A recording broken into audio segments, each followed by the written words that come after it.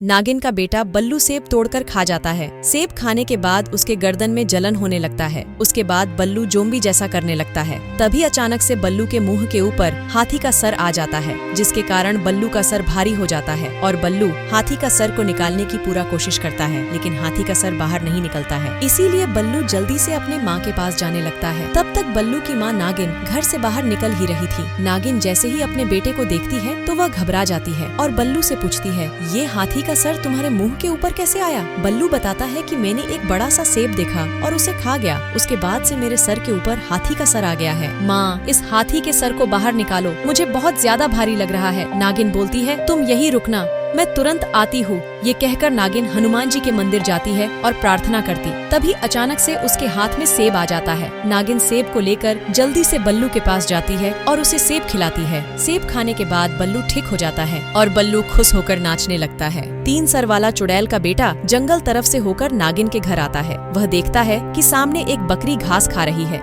गोलू बकरी के पास जाता है और उसे पकड़कर खा जाता है। गोलू को खाते हुए नागिन देख लेती है। नागिन बल्लू के पास आती है। नागिन गोलू से पूछती है, तुमने मेरा बकरी क्यों खाया? मैं अब इसके बच्चे को कैसे पालूंगी?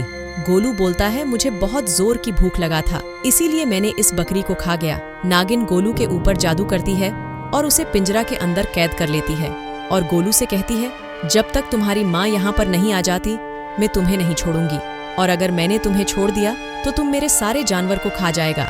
यह कहकर नागिन खाना बनाने के लिए घर के अंदर जाती है और चुड़ैल अपने बेटे को खोजते हुए उसी रास्ते से आ रही थी। जब वह गोलू को पिंजरा के अंदर देखती है तो बहुत गुस्सा हो जाती है और अपने बेटे से पूछती है, गोलू, तुम्हें इस पिंजरा के अंदर किसने कैद किया? गोलू अपने माँ को बताता है कि मैंने नागिन के बकरी को खाया, इसीलिए उसने मुझे पिंजरा के अंदर बंद कर दी। चुड़ैल गोलू को पिंजरा से बाहर निकालती है और नागिन के घर के पास जाती है। चुड़ैल काला जादू करके नागिन के घर को जलाने के लिए आग निकालती है।